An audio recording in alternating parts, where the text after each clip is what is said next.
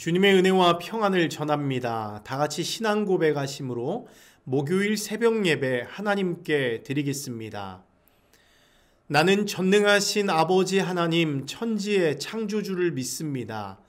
나는 그의 유일하신 아들 우리 주 예수 그리스도를 믿습니다.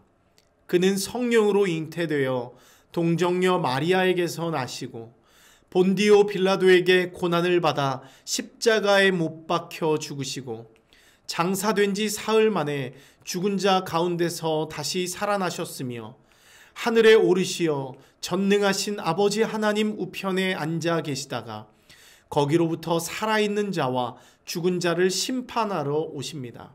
나는 성령을 믿으며 거룩한 공교회와 성도의 교제와 죄를 용서받는 것과 몸의 부활과 영생을 믿습니다. 아멘. 참 좋으신 하나님, 은혜와 사랑을 감사합니다. 오늘 이 아침에도 우리를 주님의 말씀 앞에 세우시고 우리에게 주님의 음성 듣게 하기 위하여 불러주신 것 감사합니다.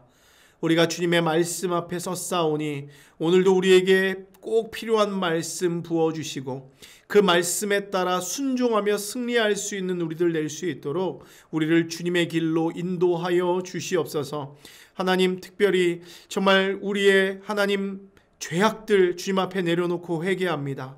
날마다 짓는 우리의 죄악들 하나님 예수 그리스도의 보혈로 정결하게 하여 주시고 날마다 주님의 말씀으로 새롭게 하여 주셔서 우리가 날마다 예수님 닮는 삶 살아갈 수 있도록 하나님 은혜 베풀어 주시옵소서. 지금 이 시간 또한 여러 가지 기도의 제목들 가지고 나온 주님의 백성들이 있습니다. 그들의 부르짖음에 귀 기울여 주시고 선한 하나님의 응답으로 우리를 인도하여 주셔서 하나님 살아계심을 늘 전하고 간증하는 우리 믿음의 백성들 될 수 있도록 은혜 베풀어 주시옵소서. 그렇게 행하실 주님을 기대하고 소망합니다.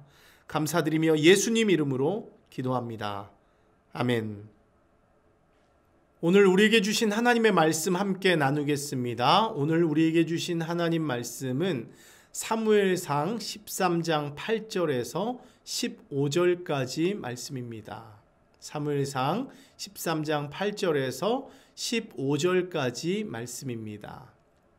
제가 읽겠습니다.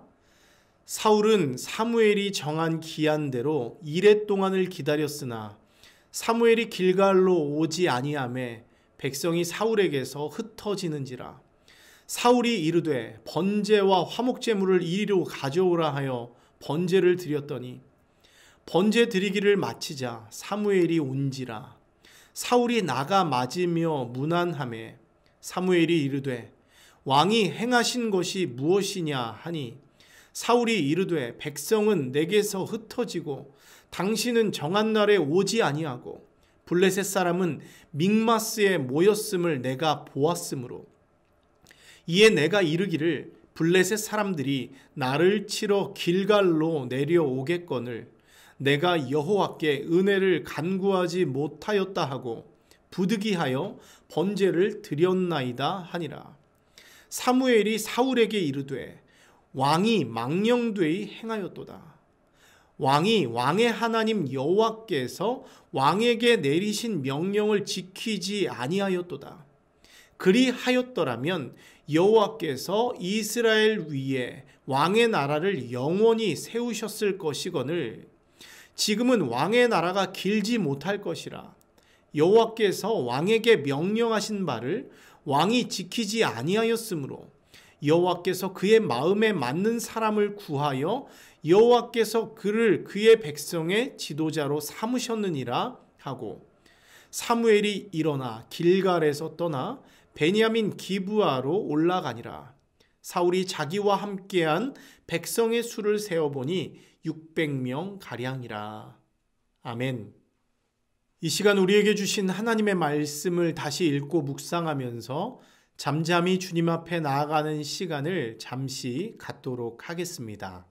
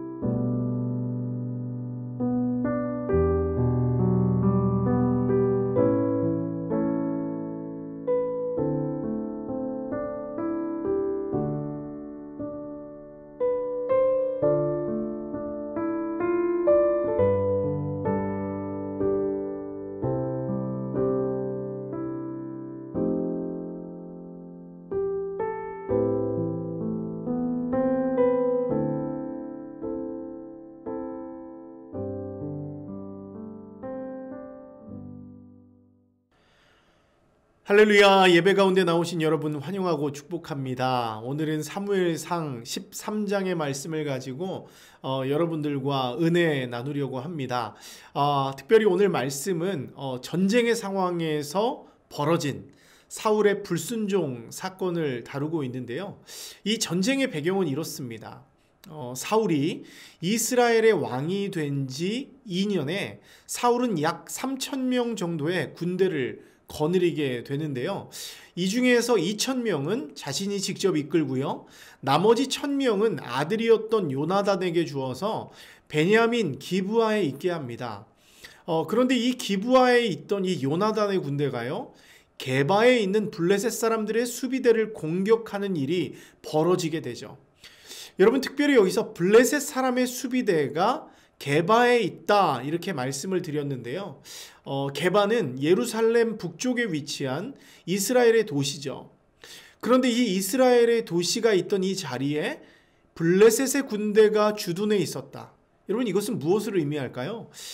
당시 이 블레셋이라고 하는 나라가 이 이스라엘을 지속적으로 괴롭히고 압제하는 그런 주된 세력이었다는 것을 우리에게 보여주고 있는 것이죠. 때문에 사울은 자신의 통치 초반에 이 왕권을 강화하기 위한 그런 목적으로 이 블레셋 수비대를 공격하겠다는 그런 카드를 꺼내 들게 되는 것이죠. 여러분, 그런데요, 이 블레셋이라고 하는 이 민족은요, 쉽사리 건드려서는 안 되는 민족이라고 할 수 있습니다. 당시 사회는 후기 청동기 시대가 끝나고 이제 철기 시대의 신기술이 일어나고 있던 시대입니다. 이때 해양 민족이었던 이 블레셋은요, 이 선진 문명을 아주 빠르게 받아들이죠. 블레셋 영토 곳곳에 대장간이 있었고요. 철을 사용해서 농기구와 무기를 직접 만들어서 사용했습니다. 때문에 변변치 않은 무기 하나 없었던 이 이스라엘과 비교해 보면 이 블레셋은 막강한 무기를 소유한 군사 대국이라고 할 수 있습니다. 그러니까 칼을 쓰던 시대에 총을 쏘는 그런 상황이라고 할 수 있는 것이죠. 여러분, 그런데 이것은요, 무기뿐만이 아닙니다. 사울 왕의 군대가 3,000명밖에 안 된다고 말씀드렸죠. 근데 블레셋의 군대는 어떻습니까? 오늘 이 13장, 오늘 본문엔 나와 있지 않지만 이 13장의 앞부분을 보면 블레셋의 군대는 병거가 3만이라 이야기합니다. 마병이 6,000명이라고 이야기해요. 이것만 합쳐도 3만 6천 명의 병사입니다. 이 외에도 바닷가에 모래알 같은 병사들이 있습니다. 무기로 보나 군사의 수로 보나 게임이 되지 않는 싸움이죠. 결국 이스라엘이 블레셋의 수비대를 공격한 것은 잠잠하던 벌집을 건드린 그런 꼴이 되었다는 것입니다. 결국 사울과 이스라엘은 온전히 하나님을 신뢰할 수밖에 없는 상황이 되었습니다. 하나님의 도움 없이는 이 싸움에서 이길 수 있는 방법이 그 어떠한 것도 없다는 것이죠. 때문에 사울은 어떻게 합니까?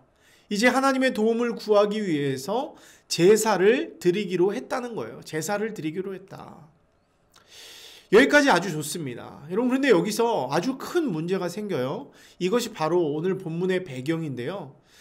특별히 이 문제는요, 지금 현재 사울 왕의 영적 상태가 어떠한지를 분명하게 보여주고 있습니다. 여러분, 우리가 잘 알듯이 하나님께 제사를 드리는 것은요, 왕의 역할이 아닙니다. 제사장의 고유한 권한이에요. 이것은 하나님이 직접 정해 두신 질서입니다. 때문에 사울 역시도 이 하나님의 말씀, 이 하나님의 질서에 순종하여서 이 말씀에 따라야 했습니다. 자신이 왕이지만 자신이 제사를 드리는 것이 아니라 사무엘로 하여금 이 제사를 드리게 했어야 하는 것이죠. 그런데 사울은 어떻게 했습니까? 그것을 지키지 않고 자신이 왕인 자신이 직접 그 제사를 드리는 실수를 범했다고 하는 것이죠. 여러분, 아마 사울 역시도요, 처음에는 이 질서를 지키려고 했을 것입니다. 절차에 따라서 제사장 사무엘을 통해서 부어지는 하나님의 말씀을 듣고 싶었을 거예요. 그 하나님의 말씀하시는 대로 따르고 싶은 마음도 분명히 있을 것입니다. 여러분, 근데 하지만 무슨 이유인지는 몰라도 선지자였던 사무엘은 곧바로 그 제사를 드리지 않습니다. 사울에게 당장 나타나지 않아요. 지금 마음이 급해요, 사울 왕은요. 그런데 이 사울로 하여금 무려 7일을 기다려라, 이렇게 이야기해요. 7일을 기다려라. 마음은 급해 죽겠는데 상황이 이렇다 보니까 사울은 지금 애가 탑니다. 7일이 마치 7년처럼 느껴지는 것이죠. 근데 그 사이에 어떤 일이 일어납니까? 백성들이 그 블레셋의 그 군대를 보고 두려워서 계속 도망갑니다. 막강한 블레셋 군대는 칼과 창을 겨누면서 생명을 위협해 오고 있어요. 그런데 사무엘, 이 제사를 드려야 하는 사무엘이 오지 않으니 하나님의 말씀도 임하지 않고 얼마나 마음이 답답하고 힘들었겠습니까? 그래서 결국 사울은 사무엘을 기다리는 것을 포기해요. 자신이 비록 제사장은 아니지만 사무엘을 대신해서 스스로 제사를 드리기로 결정하고 번제를 그냥 드려버립니다. 여러분, 하지만요, 이것은 말씀드린 대로 하나님의 제사 제도를 정면으로 행하지 않은 그런 불순종이고 제사장의 특권을 침범한 월권 행위라고 할 수 있습니다. 아무리 상황이 급박하고 어려워도 어떻게 했어야 돼요? 사울은요, 기다렸어야 합니다. 오히려 이 시간 염려하고 두려워하고 내가 이 제사를 드려야지 할 이 시간에 모든 인간적인 생각이나 수단을 멈추고 주님의 말씀이 임할 때까지, 그러니까 사무엘이 오는 것이 바로 그 주님의 응답이 오는 거 아니겠습니까? 그 주님의 말씀이 임할 때까지 간구하면서 겸손히 기다렸어야 했다는 것이죠. 그것이 바로 이 하나님 나라의 왕인 이 사울의 역할이었다고 하는 것입니다. 겸손히 기다려야 했어요. 여러분, 더군다나 사무엘이요, 사울에게 7일을 기다리라고 하는 것은 이번이 처음이 아니죠. 우리가 이미 읽었던 사무엘상 10장을 보면 사울이 왕으로 기름 부음을 받고 나서 사무엘이 이렇게 말합니다. 먼저 길갈로 가서 번제와 화목제를 드릴 준비를 하고 7일을 기다리라, 이렇게 명령합니다. 오늘 말씀과 거의 비슷한 명령이에요. 여러분, 이때는 이제 막 왕으로 기름 부음을 받던 때라 그런지 몰라도 사울은 그 말씀 그대로 존중하고 순종합니다. 사무엘이 명령한 대로, 사무엘의 명령이지만 하나님의 명령이죠. 그 명령대로 7일을 잠잠히 기다렸습니다. 그런데 통치한 지 2년이 지난 지금은 무엇이 달라졌습니까? 동일한 명령, 동일한 시간이 그에게 주어졌는데 사울은 그 시간을 기다리지 못합니다. 그 명령을 따르지 못합니다. 이렇게 하면 안 된다는 것을 누구보다 잘 알고 있으면서 스스로 제사를 주관하는 잘못을 범하고 있는 것이죠. 하나님의 권위, 하나님이 세우신 질서에 정면으로 도전하고 있는 그런 잘못을 범하고 있는 것입니다.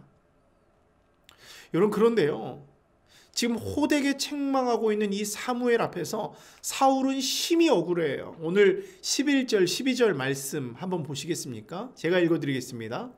사무엘이 이르되 왕이 행하신 것이 무엇이냐 하니, 사무엘이 그러는 거예요.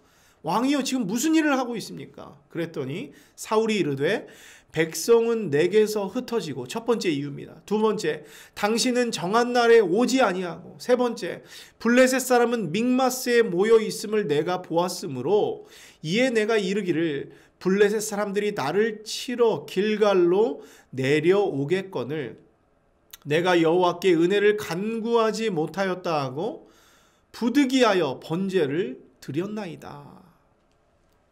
여러분, 사울은 지금 세 가지 변명을 늘어놨죠. 백성은 내게서 흩어집니다. 당신은 정한 날에 기다려도 오지 않았습니다. 블레셋은 나를 치러 왔기 때문에 부득이하게, 내가 일부러 그런 게 아니라 부득이하게 내가 하나님 앞에 번제를 드릴 수밖에 없었습니다. 이렇게 변명하고 있는 것이죠. 여러분, 그런데요, 이것은 다시 한번 말씀드리지만 부득이한 상황이 절대 아닙니다. 절대 아닙니다. 앞서 말씀드린 대로 이 부득이했다고 하는 이 말은 사울 왕의 영적 상태를 지금 적나라하게 보여주고 있는 것이죠. 여러분, 지금 사울 왕에게 있어서 백성이 흩어지든 안 흩어지든, 사무엘이 오든 오지 않든, 블레셋이 쳐들어오든 쳐들어오지 않든, 여러분, 상관이 없습니다. 상관이 없습니다. 여러분, 지금 사울은 어떤 나라의 왕입니까? 이스라엘의 왕이에요. 이스라엘의 왕. 여러분, 이스라엘의 왕이라고 하는 것은 무엇을 의미합니까? 하나님이 통치하시는 나라의 왕이라는 거예요. 하나님이 통치하신 나라의 왕. 지금 자기가 왕인 것 같지만 자기보다 더 높이 계신 왕이 있다고 하는 것이죠. 오늘 사무엘 선지자도 사울에게 책망했던 내용이 뭡니까? 왕의 하나님의 명령을 듣지 않았다는 거예요. 그 명령을 어겼다는 것입니다. 너가 왕이지만 당신의 위에 계신 진짜 왕이신 하나님이 보이지 않느냐, 이 말을 하고 있는 거예요. 실제로 이스라엘의 왕 사울은 왕이었지만 의지해야 할 왕이 있었다는 거예요. 때문에 사울은요, 백성이 흩어져도 흔들리지 말았어야 합니다. 선지자가 오지 않더라도 염려하지 말았어야 합니다. 블레셋이 칼과 창을 들이대도 담대해야 했습니다. 왜 그렇습니까? 전쟁은요, 나에게 속한 것이 아니기 때문이죠. 비록 나는 연약해도, 블레셋이 철기를 사용하고 우리는 아무것도 가진 무기가 없어도, 우리와 함께 싸우시고 우리에게 승리를 주시는 분은 누구십니까? 여호와 하나님이에요. 이스라엘 역사에서 이런 일들은 비일비재하게 일어났습니다. 여러분, 결국 부득이하게 그럴 수밖에 없었다는 말은 무엇입니까? 핑계라고 하는 것이죠. 지금 사울에게 하나님을 믿는 믿음이 없다는 말을 하고 있는 거예요. 믿음이 없다는 증거를 보여주고 있는 것입니다. 하나님이 왕인 국가에서 이제는 내가 왕이 되어 왕 노릇하겠다, 내가 무엇이라도 해보겠다라는 말이죠. 여러분, 이것이 바로 사울이 저지른 치명적인 실수라고 할 수 있습니다. 실수라고 할 수 있습니다. 사울이 예배드리려고 한 그 마음이 잘못된 것이 아니라 이미 그 마음에는 자기를 드러내려고 하는 마음, 내가 왕이 되고 싶은 마음. 여러분, 결국 이건 무엇입니까? 첫사람 아담이 저지른 치명적인 잘못 아닙니까? 내가 왕이 되려고 하는 마음이 그 안에 있기 때문에 하나님은 그것을 보신 것이에요. 그것을 테스트하기 위해서 7일이라고 하는 시간을 주었지만 사울은 그것을 견디지 못했고 스스로 자신이 왕이 되려 했다라고 하는 것이죠. 사랑하는 성도 여러분, 저는 오늘 이 말씀을 묵상하면서 결국 이것이 우리의 모습이 아닌가라는 생각을 해보게 됩니다. 여러분, 우리는요, 그리고 우리의 삶을 돌아보면요, 우리가 하나님을 믿는다고 하면서 하나님을 왕으로 섬긴다고 하면서도 우리는 하나님을 믿지 못하는 행동을 우리의 삶 속에서 스스로 증명해 보이고 있습니다. 항상 말씀이 먼저 우리에게 임하고 우리가 그 말씀에 따라가는 삶을 살아야 합니다. 그리스도인의 모습이 그래야 한다는 것이죠. 항상 하나님의 임재가 있고 하나님이 우리에게 말씀하시면 우리가 그 말씀에 따라 가라면 가고 멈춰서라면 서고 그 말씀을 따라가는 삶을 살아야 하는데요. 여러분, 우리가 하나님을 믿지 못하다 보니까 어떻게 됩니까? 하나님의 말씀을 믿지 못하다 보니까 어떻게 됩니까? 우리는 하나님의 말씀보다 내 생각과 행동이 그 말씀을 앞서게 된다는 거예요. 앞서게 된다는 거예요. 분명히 하나님께서 우리에게 승리를 주기 위해서 때로는 우리에게 기다리라 말씀하십니다. 그리고 그 기다림은요, 때로 우리에게 되게 힘든 그런 고난의 시간이 될 수 있습니다. 하지만 여러분, 그 기다림은 결국 우리에게 무엇을 말해주려고 하는 겁니까? 결국 내가 아무것도 할 수 없다는 것을 하나님은 인정하길 원하세요. 우리가 아무것도 할 수 없고 오직 주님만 붙들 수밖에 없는 그때에 주님은 그때가 차면 우리에게 나타나셔서 그 일을 행하신다고요. 하나님은 그것을 통해서 우리를 약올리고 우리를 힘들게 하려고 하는 것이 아니라 그 기다림의 시간을 통해서 우리의 믿음이 성장하고 우리로 하여금 더욱더 하나님을 의지하는 그런 믿음을 갖게 하시려고 우리를 연단하는 과정이라고 하는 것입니다.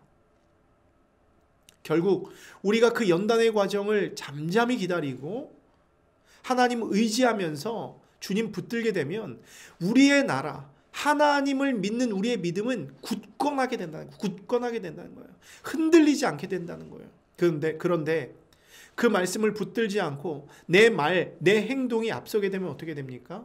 그 나라는 흔들리게 됩니다. 오늘 사무엘 선지자가 사울에게 그 왕권이 이미 넘어갔다는 이야기를 하면서 하는 것이 그것이죠. 당신의 왕 하나님을 의지하지 않았다는 것이죠. 그분을 의식하지 않았다는 것입니다. 때문에 너의 나라는 영원하지 못할 것이다. 그것을 말하고 있는 것입니다. 사랑하는 성도 여러분, 우리의 믿음이 흔들리지 않을 수 있는 이유, 우리가 하나님과 동행하면서 이 하나님의 흔들리지 않는 하나님의 나라를 누릴 수 있는 유일한 방법은 무엇입니까? 우리가 하나님의 말씀의 뒤에 따라가는 거예요. 주님보다 앞서지 않고 겸손히 주님의 때, 주님의 말씀을 기다리며 주님의 일하심을 기다리는 것이 바로 우리에게 필요한 믿음이요, 우리에게 필요한 지금 그런 행동이라고 하는 것입니다. 사랑하는 성도 여러분, 오늘 하루를 살아가시면서 여러분의 마음에도 조바심 나는 일들이 참 많이 있을 것입니다. 왜 하나님이 지금 응답하시지 않는가? 내가 이렇게 병들어 있는데, 내가 이렇게 재정적인 어려움을 당하고 있는데, 내가 이렇게 정말 코너에 몰려 있는데 하나님 왜 나에게 말씀하시지 않는가?